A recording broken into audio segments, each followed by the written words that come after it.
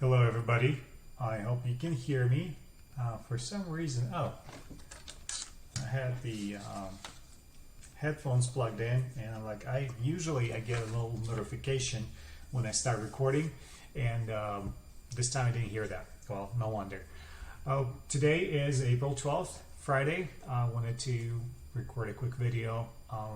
Usually when I say quick, it goes up to 30 minutes, but it's 3:35 right now, and I have a meeting at 4, so I do think the max for this video is going to be 25 minutes, which is probably going to be the longest one. I just wanted to send a little update. I don't really remember what we talked about last time. I think I was in the module 2 or 3, and let's see here. We are currently in module 6. I did the test 2 days ago, and it was a hard test. My overall score on that was 86. I missed 7 out of 50.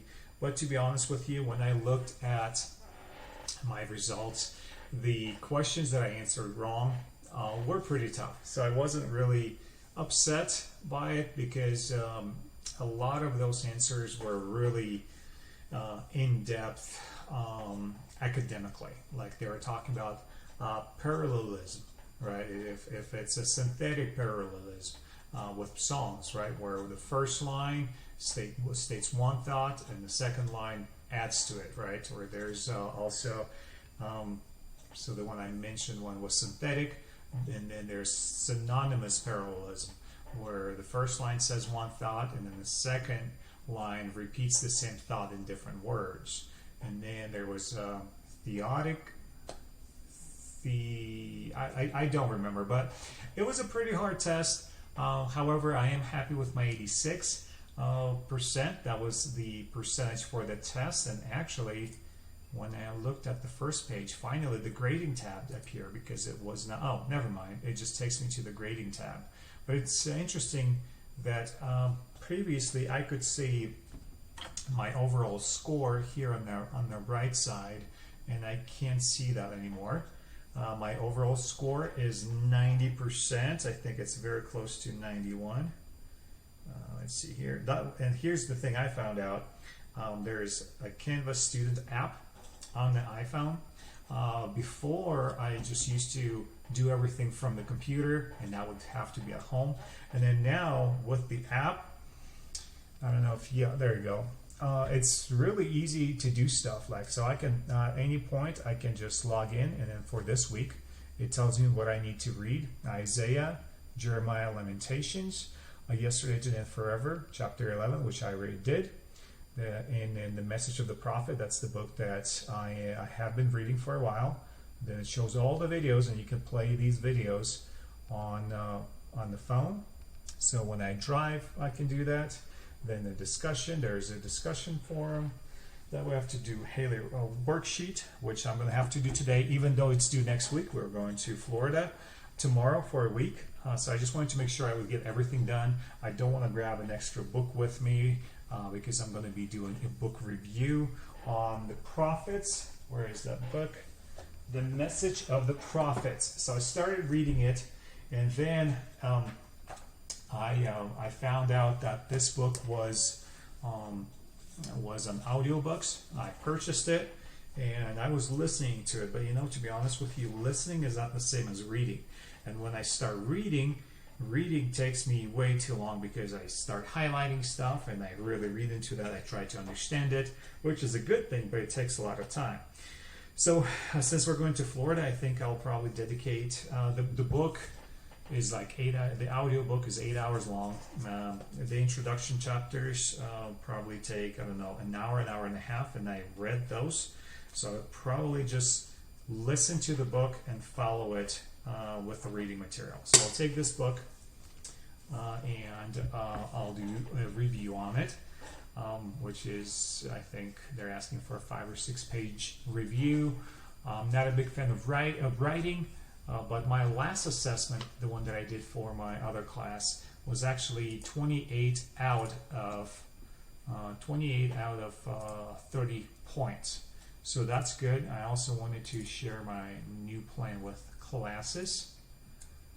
So with classes, we got, Aiden, you can take that if you want. Old Testament survey, I have completed. So they're giving me 3 units for that. I am taking Old Testament survey 2, which is in progress. And then I signed up for New Testament survey, the first part in July. And in between, I'm going to be taking the Intro into Biblical Counseling. With the mortgages, we have a lot of properties closing in June or July, and I think getting ready for that is going to be kind of stressful. It's going to take a lot of time, and I feel like I'm going to really have to pay attention when we do the New Testament survey. So I kind of wanted to change it up a little bit, finish with the Old Testament survey, get the Intro into Biblical Counseling, and then start with the New Testament in July, and then we're going to be finishing up New Testament probably in around at the end of October, I think. So we'll have one more class this year. I was able to transfer my biology classes, which is awesome. It saves me some time, and it's actually shows you the cost here too as well. So I think this is a 4-year degree. If you add it all up together, if it's interesting to you, it'll probably be about $40,000. So everything's going according to the plan. We did the first test, 86%. I do hope that the second test is going to be more on the common knowledge, tested on the common knowledge instead of those little intricacies where I don't think I'm going to need to know if it's a synthetic parallelism or synonymous parallelism or a theotic parallelism. And I think that's where the hang-up was with me. To be honest with you, when I saw my score, I wasn't too excited, and then I'm like, well, there's no way. When I went through the test, it's like there's no way I missed 7, and when I counted everything back, it was 7. The book, let's see here, the Haler book about the Old Testament, the relevance of the Old Testament. I just finished reading today. The last chapter was 20 pages, which is the shortest one, and then there's only 3 questions on the worksheet. And the biggest worksheet that the hardest worksheet that I did was probably module 2 or 3. They had 20 questions, and that literally took me 2 or 3 hours. Assignments, let's see here. This is probably a little bit better. So every time we watch about 4 to 5 lectures, which takes about 5 hours. And before, those lectures were only 30 minutes long, but the Dr. Varner was recording them from his home office. And this time, the lectures were recording from the university, and because there was a crowd around, it was in a classroom setting, those videos were definitely a little bit longer. So my videos, even though the count didn't change, but the timeline for those has doubled. Everything is looking good. I guess something that I could share is I'm getting more appreciation for Psalms. We were going through Psalms in the, let's see here, Isaiah, Proverbs in the 3rd module, and we kind of went through it pretty fast. And to be honest with you, with Psalms, you have to kind of slow down and really think about what you're reading. A majority of the times that I was reading and following Psalms, it was either there were some times when I would read it in the morning, right before work. If I wake up around 5:20, I'd have about 40 minutes for that. And if I didn't have time for it, I would either listen to the audio app on the phone or while driving. And that's been saving me a lot of times. So I have been listening to the Bible through the app, and sometimes I have to rewind stuff and make sure that I'm actually listening. As far as the book Yesterday and Today Forever, there's no work around that. I always had to read it, The Message of the Prophet. I listened to the book twice, and then I think I'm still going to read it since we're going to have all that free time. I would need to dedicate about 8 hours, well, no, probably around 6 or 7 hours to finish the book and start with the book review. Lectures, I can watch them on the phone, and before I would have to dedicate time when I'm at home, and usually I would have that time in the evenings. Now, when I downloaded the app, I can actually do it while driving. I have been doing that a lot at the firehouse, or just in general. I guess let's see, I had a couple kitchen projects and I didn't have time to listen to any of that because I could not get concentrated. Reading report and discussions, Halo worksheet, and yeah, so it's been fun. It's been good. I think I mentioned that I started appreciating Psalms more, and before I always thought of Psalms as, this poetic reading. Yes, it was written by the king. It wasn't just David that wrote Psalms. You could see sons of Korah, Asaph. There's a psalm from Moses. So it wasn't just David writing those. But I really like the Psalm 130. And there's a good song. It's called Psalm 130 by Shane and Shane. A pretty powerful song, and it's pretty close to the words. And that's another thing I started thinking. I started paying attention to the songs, that there are some songs that really closely follow the actual Psalms. So I thought that was pretty cool. I think Shane and Shane's probably got the majority of that band is probably the biggest one that I'm aware of that really follows the songs, the hymns, with the modern twist to it. So if you have a chance, listen to Shane and Shane, Psalm 130. I think personally for myself, I made a goal that at one point, when I don't have to read as much, I would have to learn a few of them and actually pray with the songs, because a lot of those are prayers. A lot of them are songs, but there are some prayers. And I think this one, Psalm 130, would be a very good song that we could learn for praying and about waiting up for the Lord. Sometimes, to me, what this psalm means, that let's read it first. Out of the depths I cry to you, O Lord. O Lord, hear my voice. Let your ears be attentive to my cry for mercy. If you, O Lord, kept a record of sins, O Lord, who could stand? But with you there is forgiveness. Therefore you are feared. I wait for the Lord. My soul waits, and in his word I put my hope. My soul waits for the Lord more than watchmen wait for the morning. More than watchmen wait for the morning. O Israel, put your hope in the Lord, for with the Lord is unfailing love, and with him is full redemption. He himself will redeem Israel from all their sins. My goal is to learn this eventually. I don't know if I shared this yet, but there's a cool app that I've downloaded called, there you go, Bible Memory. It's not really focusing right now, but there are 3 verses that I've been trying to learn, and the first one was 2 Timothy 2:15, and it's a really cool app because it's once you input it, then when you do the verse review, you have to press on the first letter of the word. So do 2 Timothy. Oops, boy. Let's see here. This is my light, so it's not too dark for the camera. 2 Timothy 2:15. Do your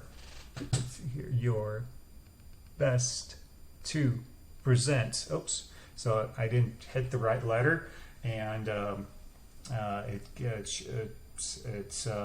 it still went with the continuation of the verse, but it tracks the way I respond and how well I remember the verse, and when you start with it, it's just a blank page, and then you press the first word of every first letter of every word, and then it just kind of flows with it. So it's a really cool app. I recommend it to everybody.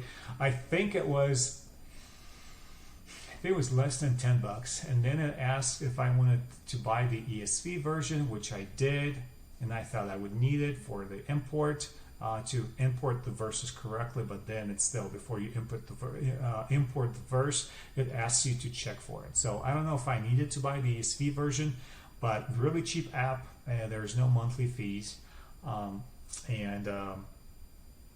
let's see here if I remember the verse. I don't have anything on the screen. There's a verse on top on the wall in front of me, but I'm not going to be looking there. 2 Timothy 2:15. Do your best to present yourself to God as one approved, a worker who has no need to be ashamed, rightly handling the word of truth. 2 Timothy 2:15. And that was my first verse that I wanted to learn, because the whole theme of the surveys for the Old Testament survey and the New Testament surveys to kind of put everything together. A lot of times when I was growing up, we were separating that into two different books, right? The Old Testament was written for Jewish people, and then the New Testament is for us. When in reality, it's a continuation of the First Testament into the New Testament. The God was the same. There was no different gods in the Old Testament and the New Testament. It was the same God. Our God doesn't change. And it talks about the importance of treating the Old Testament in light of the New Testament as well, right? We can't just throw out the Old Testament and not refer to it, because there are so many places in the New Testament that refer back to the Old Testament. Jesus was referring back to the Old Testament. So I think sometimes it is neglected. And in the verse when it says, do your best to present yourself as a worker who has no need to be ashamed, rightly handling the word of truth. What caught my attention is that there are people that could be handling the word of truth incorrectly. And that's why the word says, a worker who has no need to be ashamed, rightly handling the word of truth, because there could be a wrong way of doing that. And I think that's the goal of this whole study, the degree. I don't like saying the word degree, right? Because degree is more of an academic term, but this journey, right? Before you start building on top of it, you got to have a firm foundation, and that's why we went for the Old Testament, the surveys of the Old Testament, New Testament, and then also, where is that Excel spreadsheet, right? Yeah, Old Testament, 2 classes, almost done with it. And then we're going to go in with Intro into Biblical Counseling. I actually thought maybe I should take one of the regular classes, like a world history or U.S. history, but summer might be a little busy. And when I talked to my counselor, she said that it might be too involved for me, that I probably should not be taking it. So I thought, you know what? Let's just take Intro into Biblical Counseling, because that is the whole purpose of this.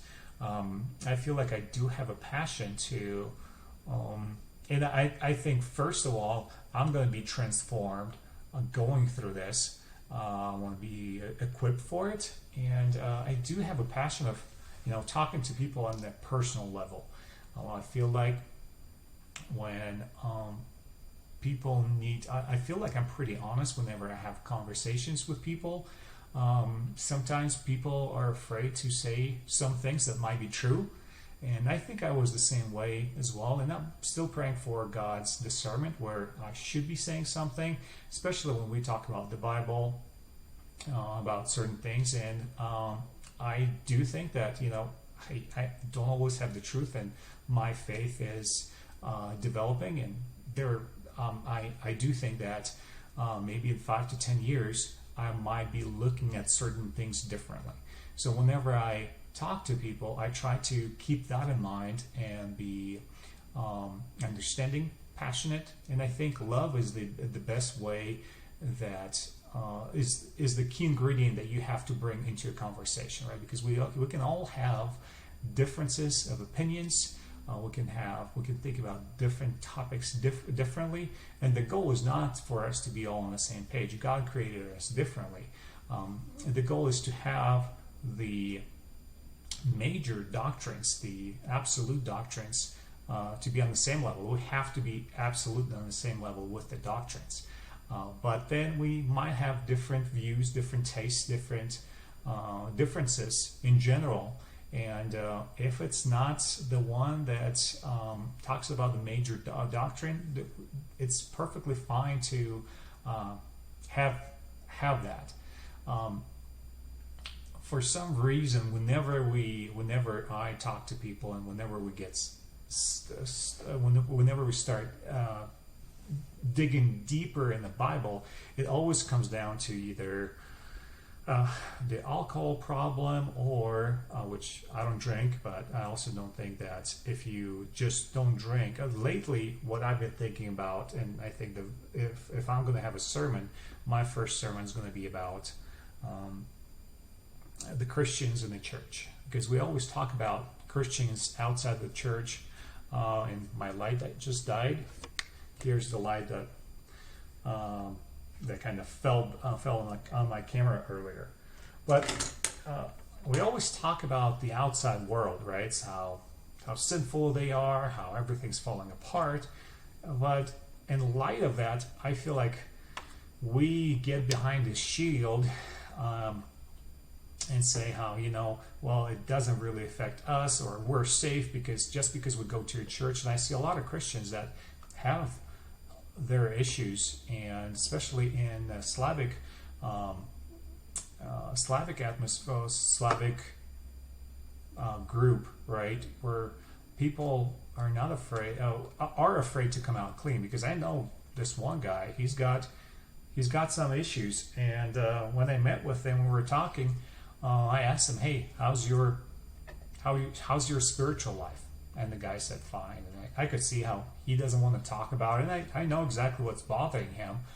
But people aren't very open, and unfortunately, that's kind of what our culture, I wouldn't say embraces, but that's the culture that we grew up in. We don't want people to know our issues. We don't want to open up to other people. But sometimes that's the way to heal that, and that's the way to get rid of some of those problems.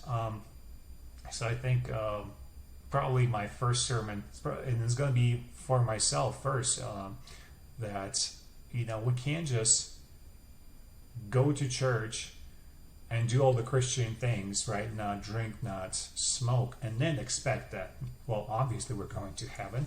There's going to be people that Jesus is going to tell them, "Depart from me, I never knew you."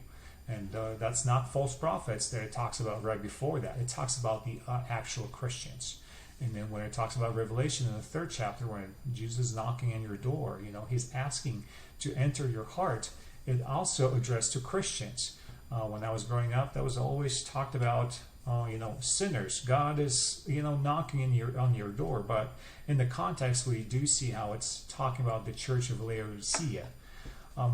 So a lot of personal growth, and I keep praying, and I ask you for your prayers to keep praying about me. So this will not bolster me academically or just give me that pride for academic reasons, but actually change the heart as well.